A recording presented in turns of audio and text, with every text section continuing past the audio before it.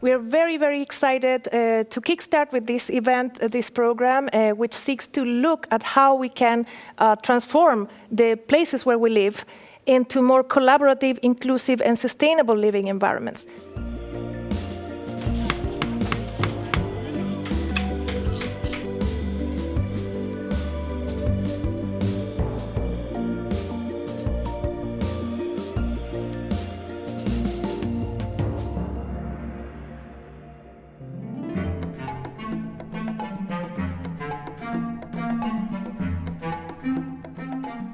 The project together is all about how we can improve, enhance the way we live by giving residents a lot more power. And what we want to do is to create a movement to reflect on the possibilities of collaborative living forms to enrich the housing offer in the Netherlands, to give answer to all the societal questions about housing and neighborhoods, and to show examples of how this has been done abroad, to learn from it, but also, very importantly, to showcase what is going on at the moment in the Netherlands.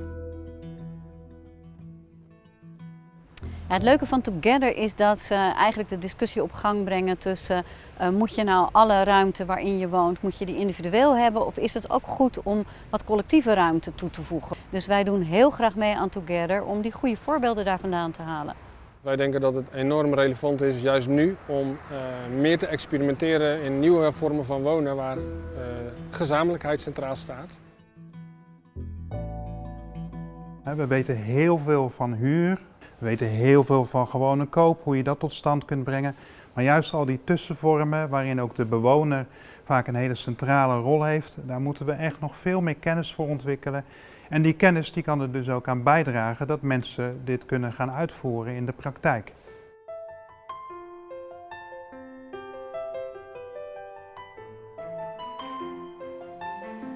We have a call from the government, the Dutch government, to build 1 million homes by the year 2030.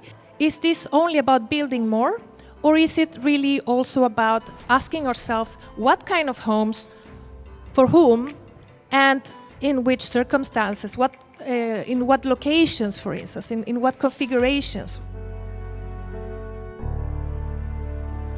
Wonen is een recht! Wonen is een recht! Wonen is een recht! Betaalbaarheid hangt samen met zeggenschap. Zeggenschap voor bewoners.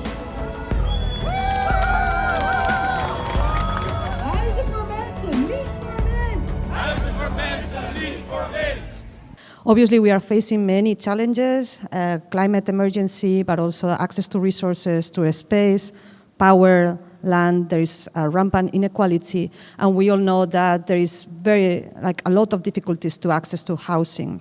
So we're being challenged to come up with new responses, and I think we need to challenge ourselves to be more radical than we have been. So we're talking about democracy and community in a very big way, and resilience in the sense of being able to respond to crisis, help each other get through the crisis, help each other prepare maybe for the next crisis, or help each other prepare for hard times. I think, as we've heard, the example of collaborative housing models gives a very rich and colourful and exciting alternative that maybe can appeal to a broader population.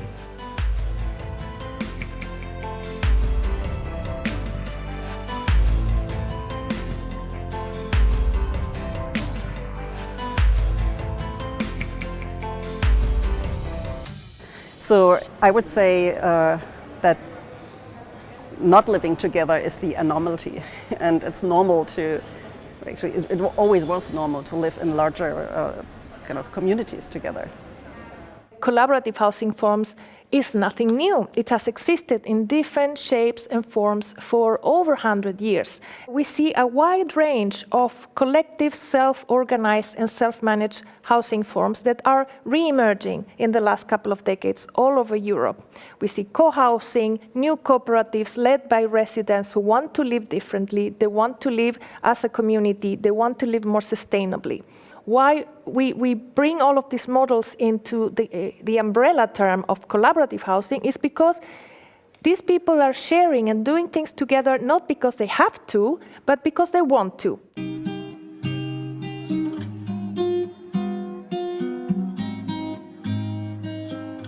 De kracht ook van dit complex is dat jong en oud hier samenwonen. Zo is het vol met een bloemenzee. Wat is het hier leuk wonen. Hoe meer activiteiten, hoe meer samenhorigheid, des te minder eenzaamheid je hebt. En ik woon hier met verschrikkelijk veel plezier en ik voel me niet eenzaam. Acılarımız beraber, sevinçlerimiz beraber. Onun için buradayız. Dus dat mensen gemeenschappelijk willen wonen, ecologisch willen wonen, dat ze daar tijd voor hebben. En dat we open zijn naar buiten toe. Dus dat we hier ook een buurthuis hebben waar dingen worden georganiseerd. En dat mensen ook kunnen langskomen om te kijken als ze willen zien hoe dat is. Ecologisch wonen, gemeenschappelijk wonen. Dat zijn waarden die we delen met dit project. Dus ik vond het heerlijk toen ik hier binnenkwam en zag dat er op de muren werd geschilderd. En ik was helemaal verkocht. Ik heb 1 keer een half jaar in mijn eentje in een huisje gewoond en daar vond ik echt helemaal niks aan. Toen ben ik gauw in een woongroep gaan wonen. Ja, ik vind het gewoon een fijne manier van wonen, omdat je hebt wel je eigen ruimte, maar je bent toch niet alleen. Zo. In deze tijd is deze straat voor mij echt ook een redding of zo. Ja. Ik vind het best wel een goede leerschool dat je dus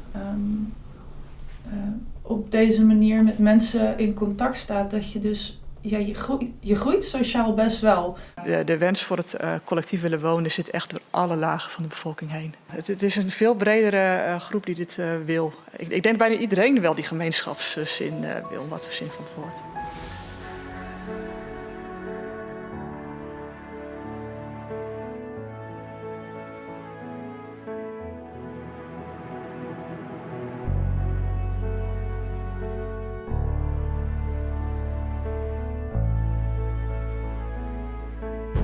Are you an activist or a scientist? Well, I'm a scientist with a heart. So it is high time to listen to the people. And then I asked myself in my research for the last 6 years, so what are the people doing?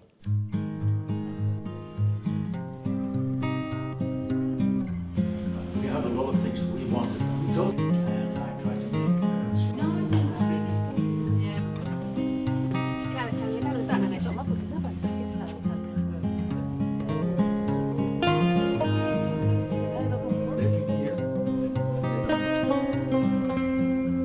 I'm not sure. I never used it.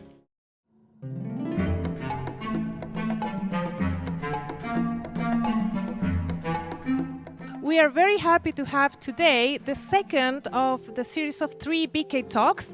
Today we're going to focus on the how question. Trying to find out how things work.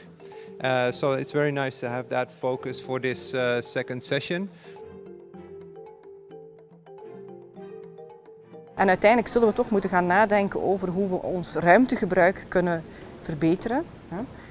En in de toekomst minder ruimte nodig zullen hebben. Door compacter te gaan wonen en ook veel voorzieningen dichter bij elkaar te brengen, dichter bij de plek waar mensen het echt toch dagelijks nodig hebben. Ook meer voorzieningen te gaan delen. And here the problem is that people say it is marginal, so we don't need to measure it. Because we don't measure it, we can continue to think it's marginal. Right? This is very self-reinforcing. Unfortunately, we do not yet have reliable data on how many of these projects are happening in different countries. Myself and my research group are busy now for over a year trying to start with a pilot collection of data sets and therefore have a better idea of trends.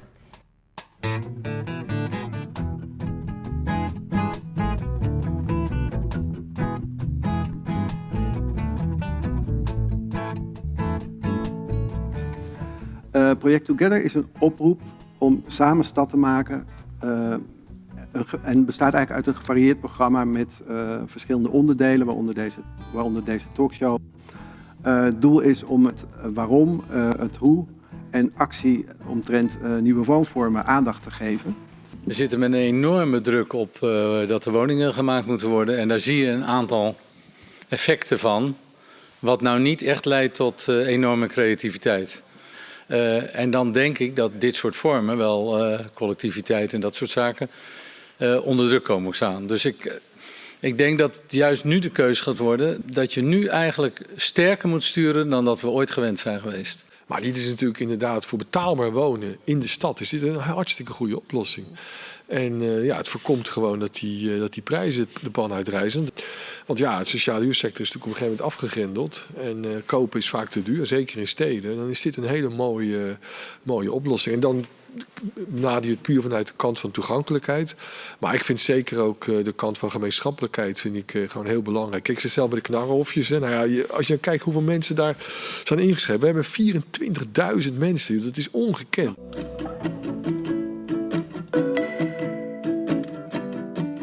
Dus ik heb Knarhof opgericht, Stichting Knarhof.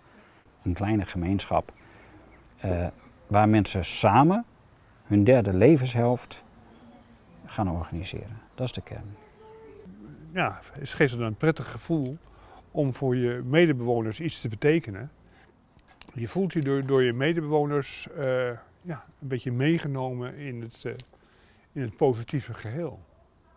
Deze locatie waar we nu staan is een locatie waar een schoolgebouw stond waarvan we wisten het gaat weg. Natuurlijk had je hier wellicht nog naar maximalisatie van de grondprijs kunnen redeneren, maar was Knarhof van de haak gevallen.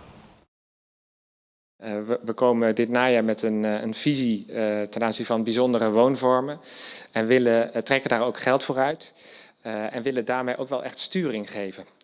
Want je moet de markt, denk ik, verleiden.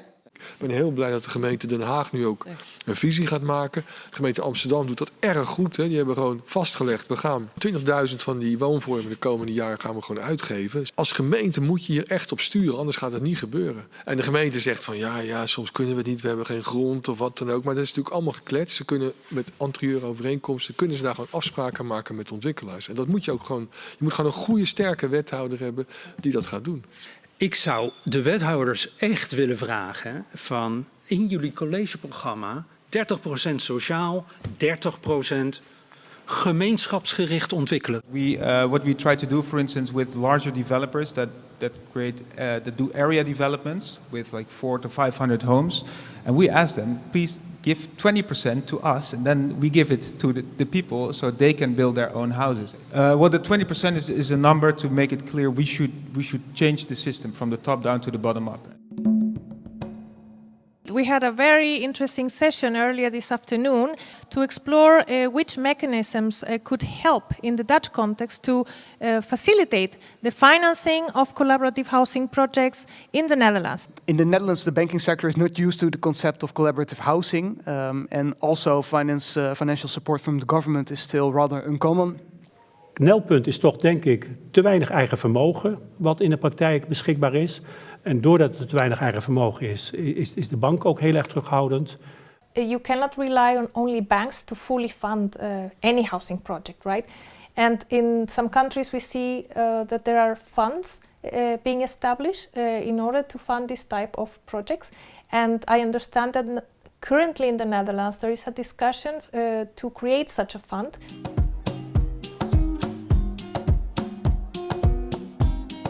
Hier ongeveer komt een laag met verwoningen van 1 verdieping.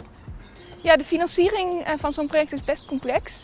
Wij krijgen een lening alsof we een bedrijf zijn en we kunnen dan maximaal 75% lenen. En dat betekent dat je de rest van het geld ergens anders vandaan moet halen.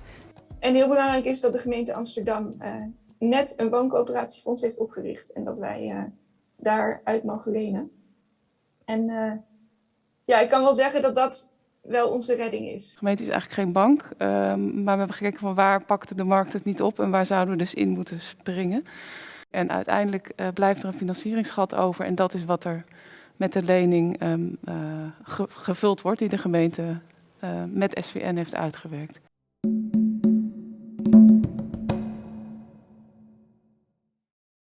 Living in a community with an affordable rent is something of value.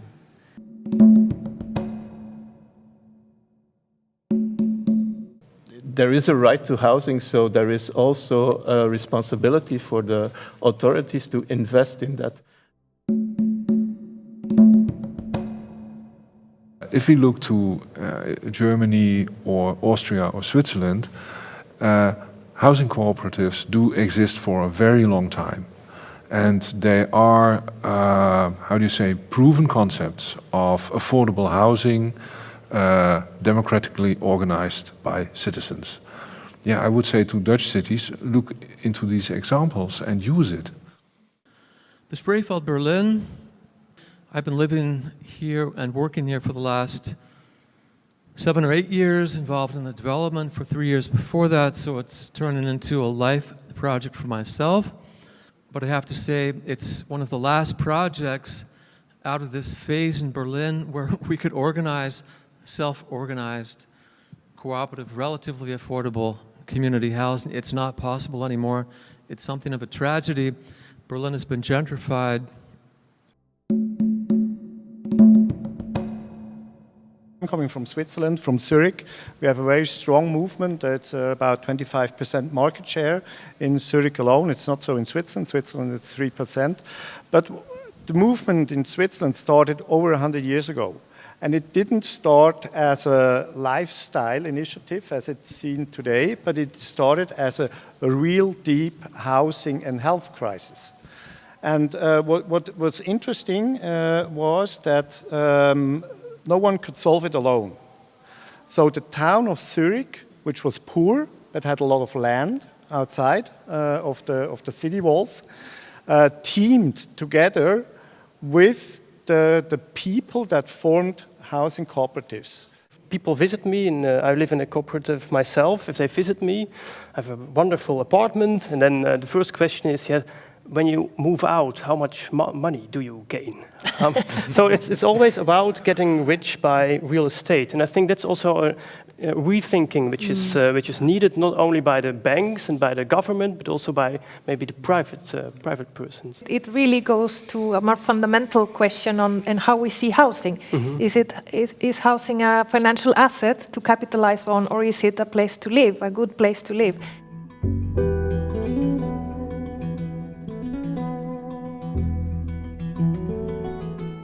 But to come back to collaborative housing, I mean, one of the most successful models that Darinka's already mentioned outside Europe, it's been more successful in the US, is a community land trust. In a few words, what is a community land trust? Well, community-led development on community-owned land. So Community Land Trust Brussels has 3 main objectives. The first one, of course, is building affordable housing. The second one is building communities. And the third one is also promoting the community land trust model in Europe. We also involve future residents in the design of our homes. I'm turning into something of a fanatic for the community land trust model, so I will just repeat some of the principles. Long-term, democratic, non-speculative. So the more that we can work those into our solutions, I think the better for our cities and for housing.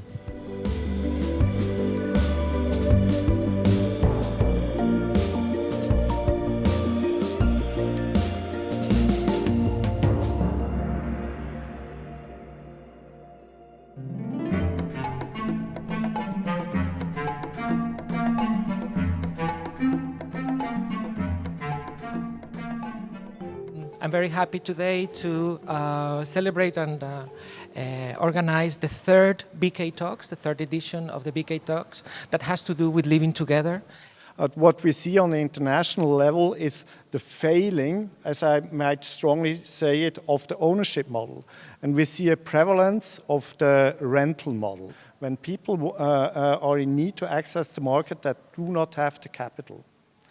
So this non-speculative aspect is very important. I also would like to say that this collective ownership is a very interesting key point that we're probably going to discuss today.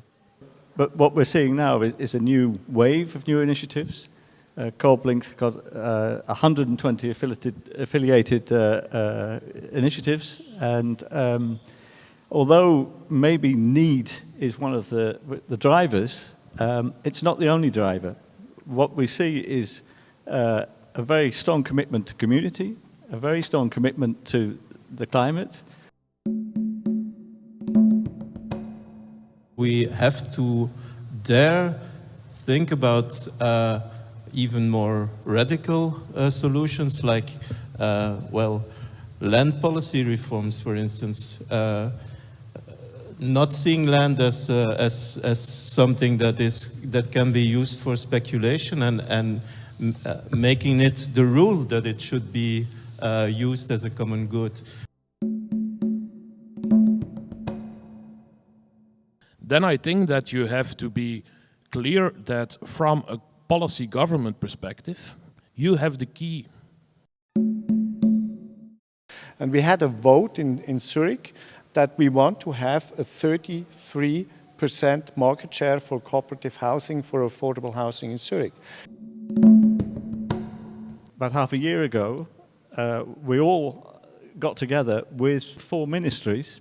Outcome of that discussion, in policies in the future, we must look at more opportunities for local bottom-up initiatives.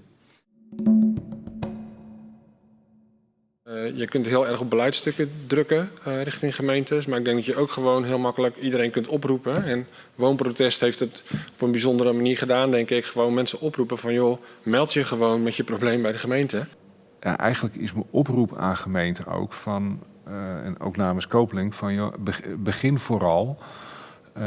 Maak dit soort initiatieven mogelijk. Er zijn er nu verschillende in het land.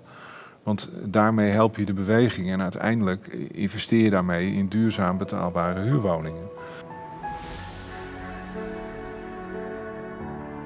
Het is ook niet zo ingewikkeld. Zeg maar, het lijkt alsof het met heel veel regels en heel veel beperkingen, alsof het complex is. Ik denk op het moment dat je gewoon mensen oproept om met initiatieven te komen en je probeert zo goed mogelijk te sturen, dan kun je heel eind komen. Veel verder dan nu. En ik denk bij mezelf, we moeten met elkaar in 10 jaar 900.000 woningen bouwen.